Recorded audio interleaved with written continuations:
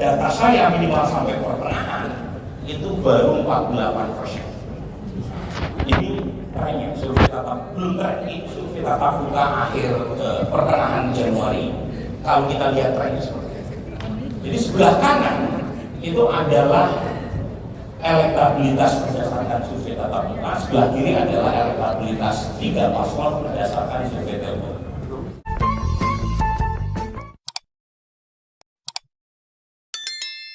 Datanya konsisten. Yang kita bisa simpulkan adalah pertama, selisih antara paslon 02 dengan 01 dan 03 itu sangat jauh, secara statistik signifikan. Tetapi yang belum bisa kita ambil kesimpulan secara konklusif adalah apakah bulan depan sudah pasti satu putaran atau tidak.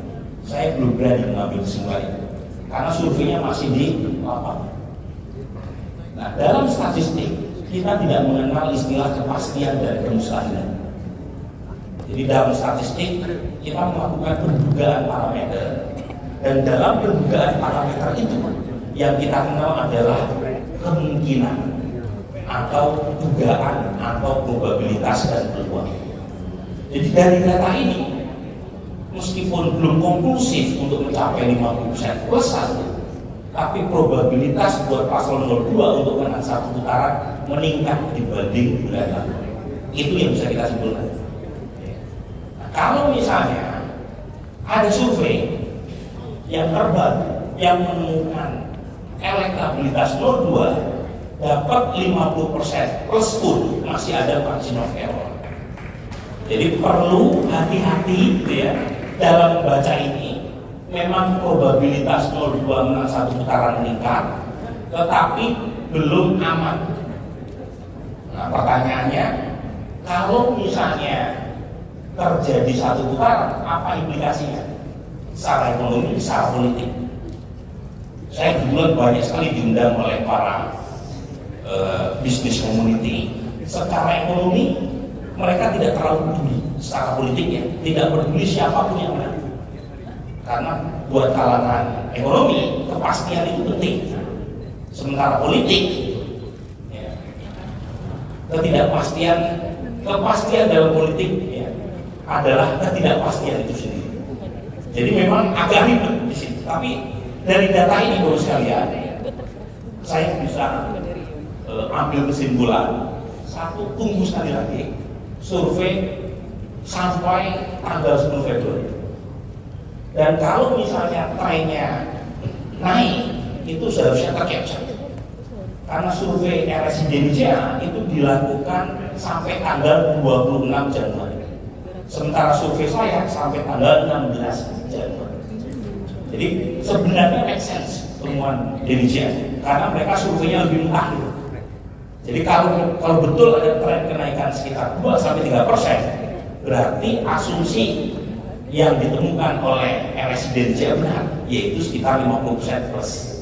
Tetapi secara statistik 50% plus pun itu bisa dibaca minus 2,9% karena adanya margin of error.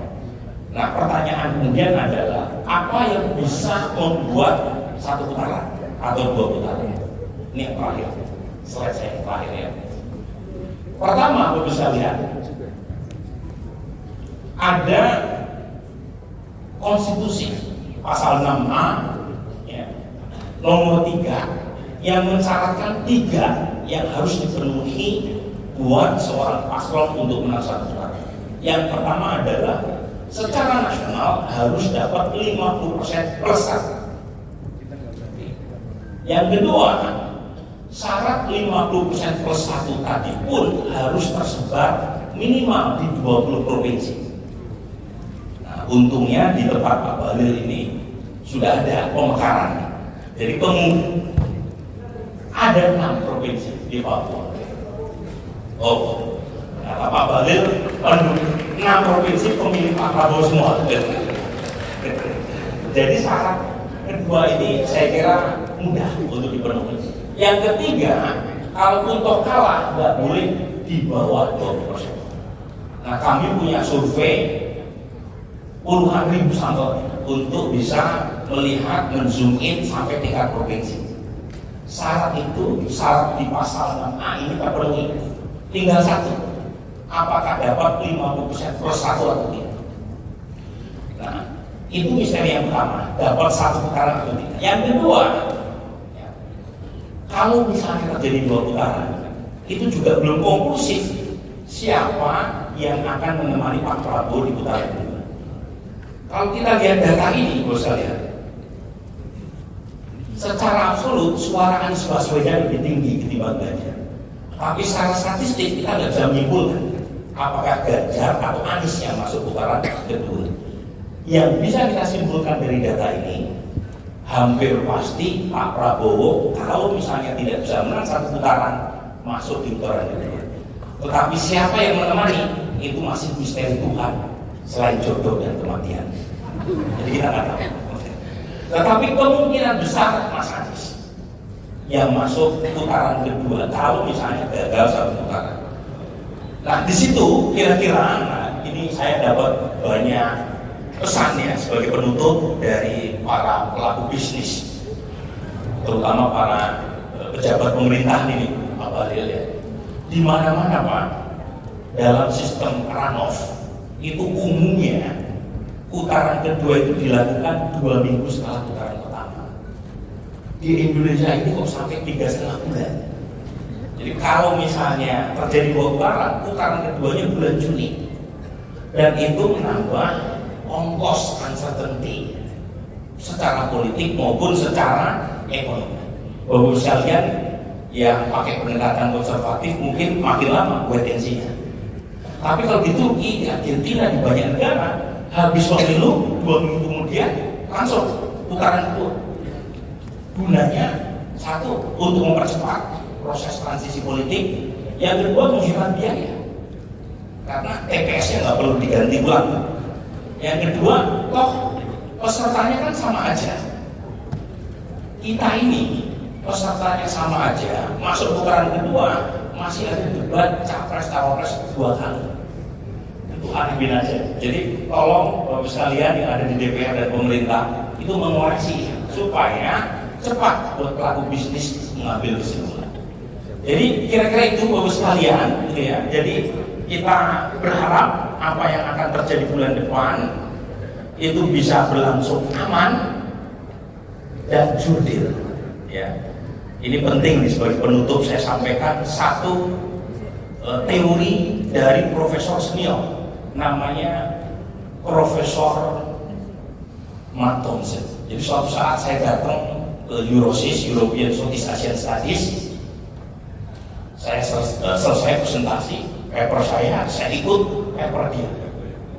Mana papernya? Judulnya What Went Right with Indonesia. Biasanya di situ nyari kesalahan Indonesia, ya, nyari kesalahan negara yang mereka kasih. Dia justru mencari apa yang menarik dari Indonesia.